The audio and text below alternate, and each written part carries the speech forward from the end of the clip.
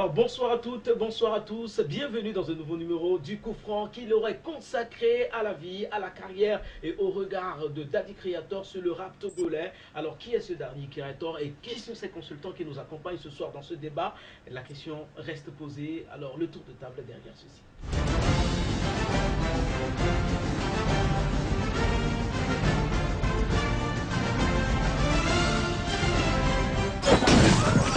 Hey, les vieux, Camille le vieux, Camille les vieux. Mais vous les vieux quand même pas bien, mais ça me va pas de Daddy Creator, je viens de la rue avec mon bataillon de militants soldats. De la garde rapologique, logique, avant que Nathalie Mongolienne soit première mise dans l'histoire. Neri Kemsini, microphone au bédier. Alors, nouveau numéro du Coup Franc, nouvelle célébration. Voilà donc notre jour qui se lève donc sur l'heure de la franchise et de la vérité. Alors, je parlais justement de ce monsieur, l'un des pionniers du rap au Togo, Daddy Creator, que nous recevons en invité spécial dans ce nouveau numéro du Coup Franc. Alors, bonsoir. Bonsoir, l'émission Coup Franc. Voilà. Ouais, bonsoir Lomé, bonsoir tout le Togo. Comment est-ce que vous allez? Bien, je me porte à merveille. Voilà. Alors lui, il est donc notre invité spécial dans ce nouveau numéro du Coup Franc. Alors qui sont ces consultants?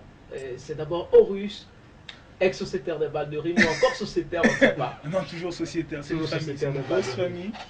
Alors Hyacinthe, merci pour l'invitation et voilà, bonne route à Coup Franc. Hein, je suis heureux de l'initiative. Voilà.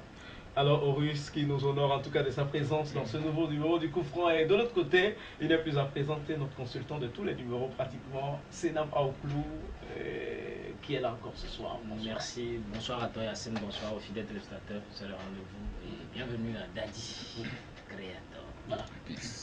Alors tout le plaisir est pour moi de présenter en tout cas ce grand frère là qui a bien voulu m'accompagner ce soir dans cette émission, qui est un des consultants ce soir dans ce Coup Franc. Alors Elvis Raw, vous l'avez connu sur la télévision deuxième aujourd'hui, présentateur de l'émission Togo Musique Plurielle sur la radio Zéphyr. Bonsoir. Bonjour ou bonsoir, tout dépend de...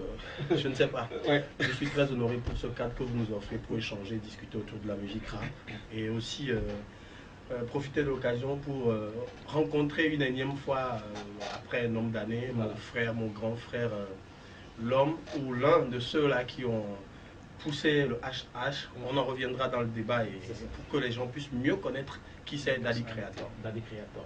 Alors Daddy Creator, quand on prononce ce nom, on pense en même temps au groupe Black Syndicate. Yes, sir. Alors, les autres sociétaires, ils sont où? C'est la première question que je m'en vais vous poser comme ça. Hein.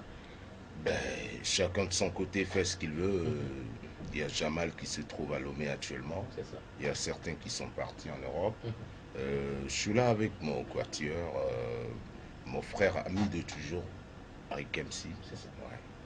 Alors, Daddy Creator qui est notre invité spécial, alors un regard justement dans cette émission porté sur sa vie, sa carrière et un regard d'une façon générale porté sur le rap togolais. Voici donc les grands axes donc, de ce débat dans cette émission Coup Franc. Alors la première partie, c'est pour tout à l'heure.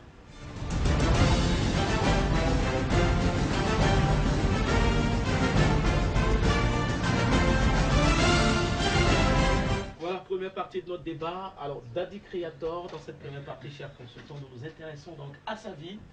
Daddy Creator, qui êtes-vous? Ben, à l'état civil, j'ai pour nom Gaba Folie. Je suis né en 1er septembre 1972. Togolais. Togolais. Et fier de l'être surtout. Ouais, je suis fier d'être togolais. Voilà. Ouais. Alors, dites-nous, vous êtes venu à la musique, comment ça s'est passé? On nous dit aujourd'hui, vous êtes le père fondateur du rap à Kodjobiakopé. Comment avez-vous fondé ces bases-là de l'autre côté de la cité K? Bon, je suis venu à la musique en tant qu'autodidacte en 88. Mais sur la route, j'ai rencontré Rick MC,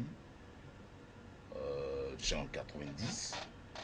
Et on a continué le chemin jusqu'à 92. On a fait la première partie de MC Solar à Lomé.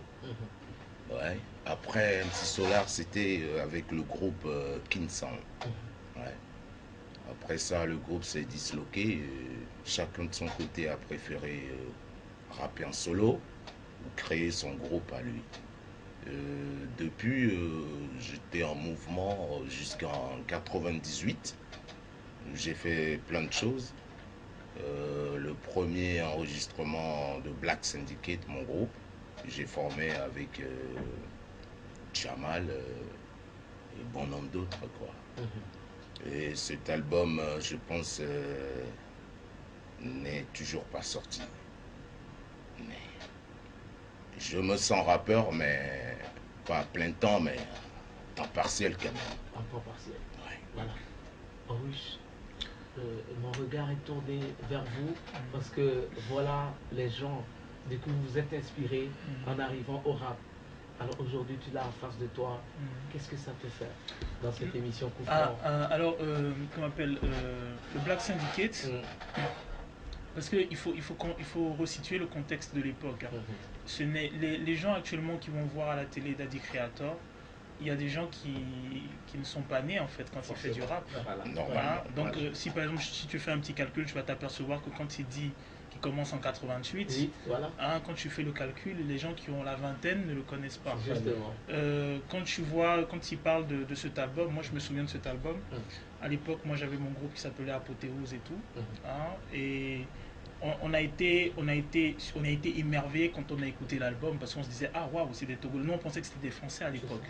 Et quand on écoute l'album, on dit ah ouais, c'est des Togolais. Donc quelque part tu as une fierté, tu as une certaine fierté. Ça faisait du Hayam, ça faisait du... ça faisait, moi je trouve que ça faisait mieux du Hayam. Ça faisait mieux que du Hayam. Voilà. Tu vois, les Hayam, il y avait du test. Eux ils avaient en dehors du test très porté sur l'aspect philosophique de la chose. Je me rappelle, Jamel faisait le bien, le mal, le faux, le vrai. Voilà, justement, c'est très, il y avait de la philosophie dedans. Et il y avait vraiment il y avait de la hargne, ce qui n'existe plus maintenant. Maintenant, les gens sont plus dans la vibe. Il y avait beaucoup de hargne. Et il y avait vraiment du flow et tout ça, et tu te demandais waouh. Aujourd'hui, on se consacre plus à la mélodie. Voilà, et à l'époque, quand il y a cet album-là, je pense au niveau de l'Afrique, on ne connaît pas encore trop PBS, Didi Awad. Donc en réalité, si il y avait eu, peut-être à l'instar de ce qui s'est passé dans d'autres pays, parce qu'au Gabon, il y a eu V2A4, il y a eu beaucoup, il y a eu, comment on appelle, Aïeux et tout ça. Si à cette époque, ils avaient eu cette aide-là, le Togo serait un des phares du rap africain. Malheureusement, que ce soit le Black Syndicate, que ce soit Eric, que ce soit Dantes Go, il y a eu beaucoup de rappeurs à cette époque-là qui se sont donnés. Et je rappelle que ce n'est pas l'époque où actuellement, quand tu fais du rap, tu as le soutien des parents, l'argent des parents derrière, tu as la petite copine derrière. C'est l'époque où c'était très difficile. Très difficile. De venir surtout à la musique. Il y a la musique rejetée. Rejetée. Et les Kemsi nous l'a expliqué la dernière fois. Il n'y avait pas de studio, il n'y avait pas de médias. Et sur les médias, rares étaient les communicateurs qui disaient, ok, qui misaient sur le rap. Les rappeurs, c'était des va-nu-pieds. C'était des voyous. Beaucoup se sont fait jeter de leur maison, beaucoup étaient marginalisés. Alors quand tu vois par exemple maintenant la génération qui émerge et qui arrive à vivre de ça, qui arrive à se faire un renom avec ça, c'est plaisant.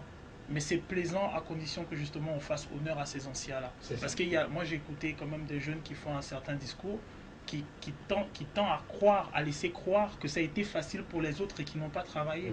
Non. L'époque à laquelle Daddy Creator il rappait, c'est l'époque du soukous. Ah oui, justement. C'est l'époque du soukous. Il y avait le devoir. Le temps de le keto. Voilà, le keto et tout ça. Donc pour venir avec ta cassette, à l'époque c'est de la banque magnétique, pour venir avec ta cassette, négocier avec le DJ pour que tu passes du rap, avoir toute une population qui est venue regarder son soukous rapper. Et maintenant le DJ qui est là qui te regarde parce qu'il est venu avec l'instrumental. Voilà, qui est venu avec l'instrumental, qui exprès, parce qu'il faut signaler, à l'époque c'est du live. Il n'y a pas le petit studio, vous allez enregistrer. Non, tu viens avec ta cassette, le DJ fait exprès d'inverser les faces, tu montes sur scène, on te règle mal le micro, mais quand tu sortais de cette scène-là, avec le public silencieux, tu étais heureux. Parce que sinon, tu te faisais lapider. C'est ça. Elvis, Horus nous dit tout de suite qu'il faut faire honneur à ces grands-là. Justement, nous faisons déjà honneur à Daddy Creator en le recevant sur ce plateau. Alors, comment pensez-vous que la nouvelle génération, sinon la jeune génération, puisse faire honneur à Daddy Creator avant d'évoluer avec lui? Moi, je voudrais tout d'abord mettre l'accent sur le fait que Daddy Creator, comme d'aucuns le pensent, nous, on a craché dans le lit chaud. Je discutais dernièrement avec Eric MC. On a été des enfants peut-être choyés pour ne pas dire gâtés, mais moi, quand je connaissais Daddy Creator, j'allais à l'école dans les histoires de Marina et tout ça quand j'étais petit. Et je me rappelais, aujourd'hui, Feu Gilo Bringer, celui-là que Claudicia a remplacé sur Couleur Tropicale. Ils étaient venus devant l'actuel Goïs Corsair, même Ramco maintenant, sur l'esplanade là-bas. Et Gilo Bringer était là, quelques temps après, il est décédé. Et ce fut un DJ Touch Live venu, et RFI, c'était pas carrément écouté en Afrique en ces temps-là.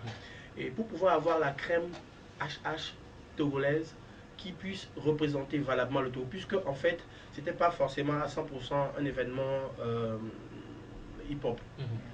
J'ai vu mes grands frères et j'étais épaté, je les regardais. J'étais tout petit. Je n'ai jamais rêvé venir un jour témoigner de ceci. Et mis à part cela, au collège, il y a le réfectoire du lycée de Toko où il y a des jamming grounds où Eric MC, Daddy Creator, les Bad Boys, ils avaient eu un clan de jeunes qui arrivaient et ça faisait vraiment de la furie. Je me rappelle en ce temps, Joe Amadou a suivi, Ayo a suivi, Octave a suivi, Sino a suivi. Tout ce monde, quand je le cite, c'est parce que j'en étais témoin. Et revenir un peu en arrière pour parler un peu de ce qui a à faire à Daddy Creator, aujourd'hui c'est un peu mitigé pour ne pas dire fustigé parce que beaucoup pensent aujourd'hui que quoi qu'on dise, quoi qu'on fasse, je donne un exemple typique. Aujourd'hui, on parle toujours de Feu Olympio, Sylvanus, parce que quoi qu'on dise aujourd'hui, que le Yadema ait pu faire beaucoup de choses ou pas, il y a quelqu'un qui a commencé cette chose-là. Daddy Creator, je crois que la jeune génération, comme Maurice venait de le dire, ne le connaissait pas.